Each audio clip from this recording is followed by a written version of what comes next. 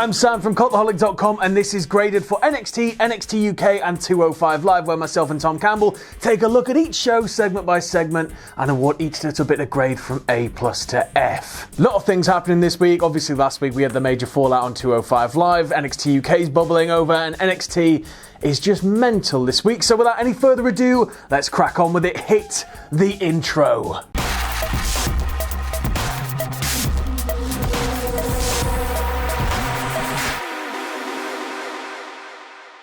So we start off with 205 Live, as we always do, and it has a cold open, and there's a bit of confusion about who really won the match last week. We've got Drake Maverick backstage with Humberto, Carrillo and Oney Lorcan, and both guys are sort of like, well, I want to face Drew Gulak, I won the match, because obviously Lorcan's team won the match, but Humberto got the winning pin. So Drake said there is not going to be a three-way, it's going to be a definitive one-on-one match at Clash of Champions, and to decide who progresses to that match, it's Lorcan versus Carrillo tonight. And then we go straight to the ring for the first match of the night, which is Kalisto against Ariya Daivari. This one stems from the fact that last week Kalisto said during the match, when it had the little picture-in-picture thing, he thinks it was Ariya Daivari that attacked Grand Metalik, and this week he's going to beat the truth out of him. This one is very straightforward. Kalisto gets a lot of lucha offense in, and you know, he keeps going up to the high rent district. There is this weird, awful sort of trip that looked really nasty where Daivari goes to pull Kalisto's leg under the rope while Kalisto's on the apron, and his left leg lands horribly and twists, and he sort of falls backward onto his arse onto the floor, and it was a bit ugh. And then Daivari sort of takes control of the match, only for Kalisto to hulk up. Kalisto does some nice rope bouncy work, which was really cool, into I think it was a big arm drag,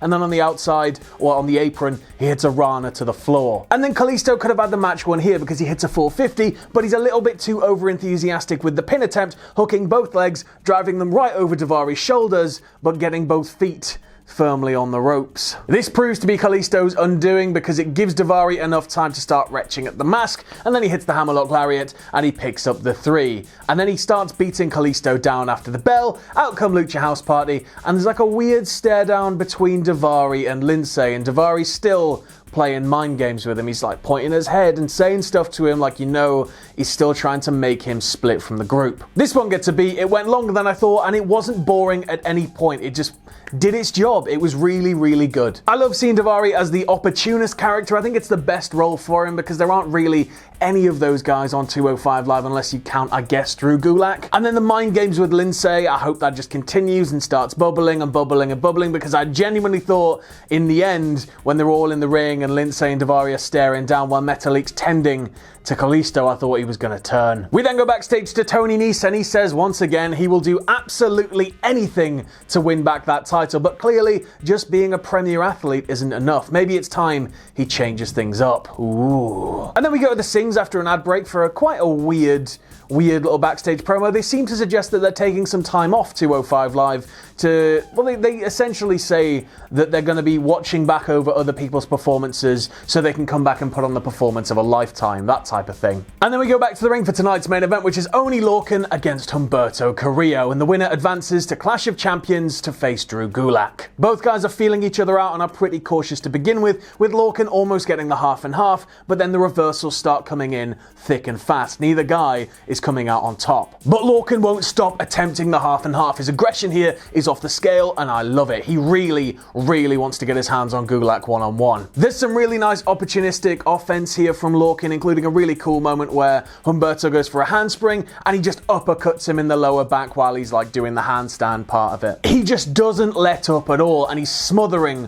Humberto. Anytime he tries to get up, he's taking him back down. Anytime he comes running at him, he just levels him. He's all over him. Eventually Humberto overcomes and the lucha starts coming in thick and fast until he hits a dive and then just lands spine first on the floor. Didn't quite get all of that catch there.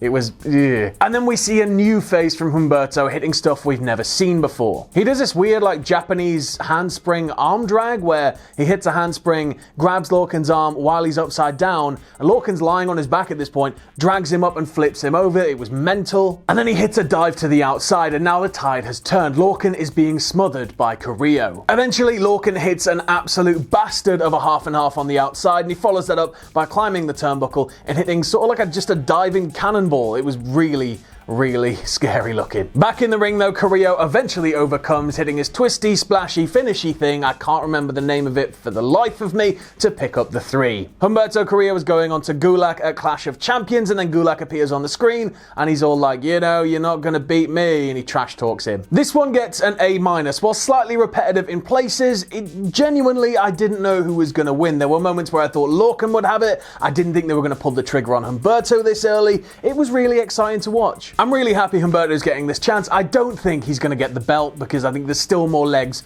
on Gulak as a character, but you know, it's really great to see that he's gonna have this chance. Overall, this week's 205 Live gets a B+. We had some nice little storyline developments. We've got more on the Lindsay heel turn thing, and we've got Humberto off to challenge Gulak. It was a nice little episode. It got everything lined up nicely and uniformly and neatly into little piles, only for it all to come crashing down soon. And now I'm going to hand you over to Tom, who's going to take you through NXT UK. I know it's only for one night, Belinda, but I don't think you've packed enough. Oh, hi! NXT UK TakeOver is literally days away. And this is the final NXT UK TV show until then. And we kick off with Tyson T-Bone taking on Ilja Dragunov. Points to Andy Shepherd for announcing Ilja Dragunov like he's from Transylvania. Ilja Dragunov.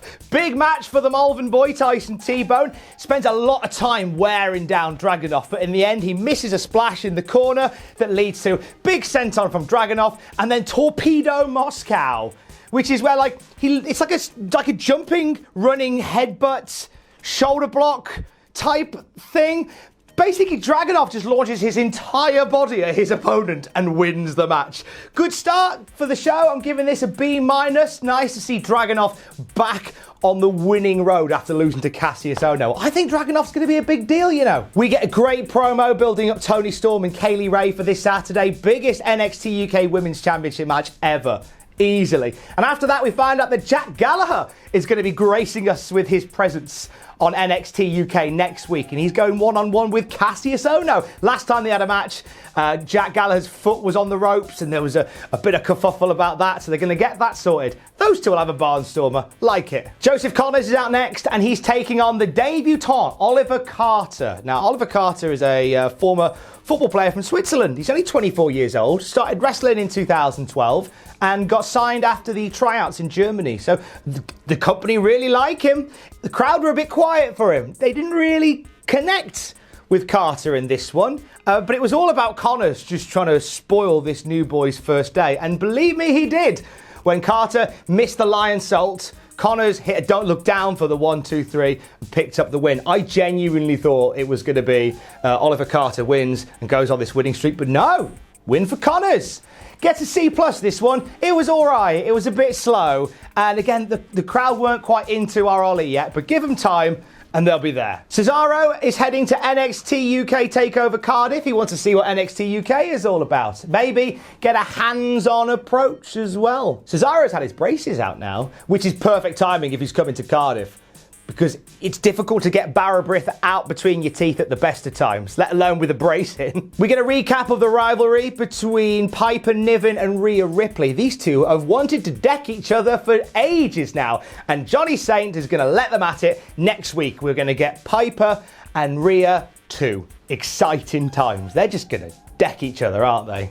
Main event o'clock, and it's Jordan Devlin taking on Kenny Williams, and these two have a belter. Honestly, one of the finest matches I've seen in the last couple of weeks on NXT UK. A great moment when Kenny Williams goes for the Les Kellett lariat, where he sort of falls back into the ropes, goes to swing with the arm, Devlin catches it and hits a Spanish fly. Mwah!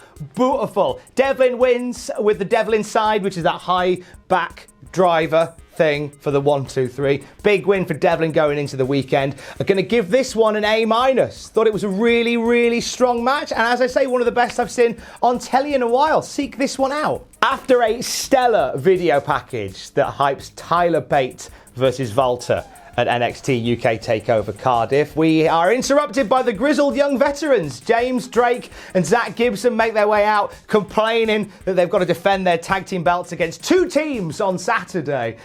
This brings out Gallus, and this brings out Morgan Webster and Mark Andrews, and Gibson is a master on the mic in this whole bit. Just running his mouth off about everything. He calls Gallus a pair of divs. He calls Andrews and Webster a pair of Welsh wet wipes. He's just so good. This, as you would expect, just descends into a schmoz and they just start battering each other back and forth. Andrews flies over the top rope and knocks a few people out on the outside. And we go off air with the grizzled young veterans and Gallus just sort of grabbing each other and just decking each other. And I like it when the show faded to black and we just see guys fighting. Exciting stuff. This segment gets a B+ from me.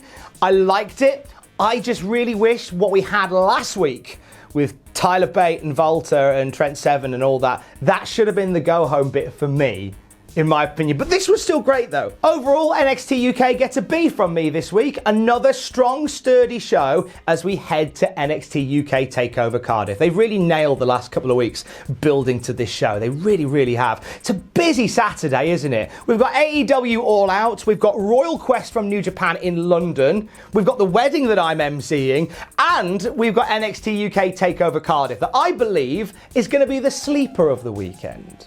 I think it's going to surprise a lot of people, and I think you're going to love it as well. Make sure you take time out of everything else going on this weekend to sit and enjoy the NXT UK lads doing a thing. Right, Sam Driver's coming back from the Teacher's Lounge, so I will pass you back to him for the American NXT.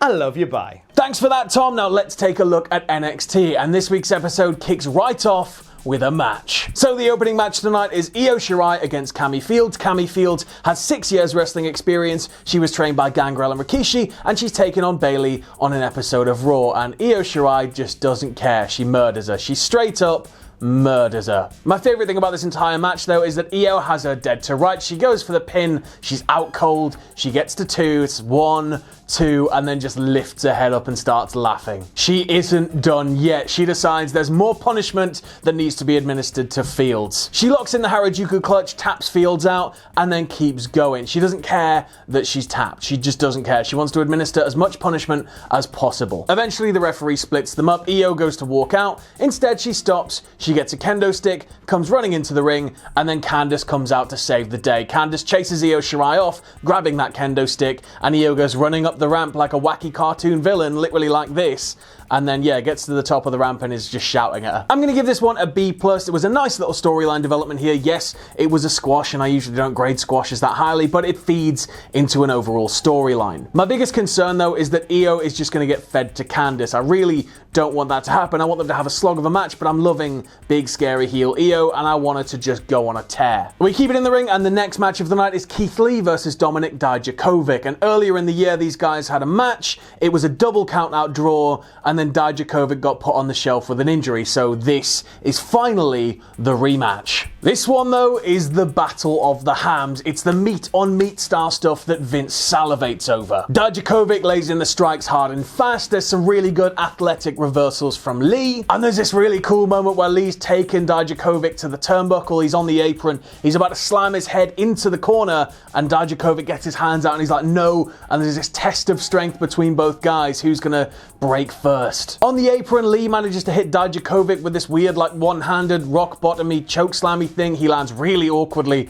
on the corner of that apron there, and it just looked super painful. Things just keep escalating, though. They just keep ramping up and ramping up. There's a part where Dijakovic comes off the top rope. Lee catches him into a powerbomb position as if he's just like a football, just like it was nothing. But eventually things start to build toward the end, and we have both men on the top rope in the corner. It's mental. Absolutely mental. Keith Lee hits possibly the biggest avalanche Spanish fly that the sport has ever seen. The ring moves, the crowd go mental, and it's worth noting the crowd have been invested in this from the get-go. But unfortunately, it's not enough, so Lee goes for a moonsault. Dijakovic crotches him, nails him with the Feast Your Eyes, and picks up the win. This one gets an A+.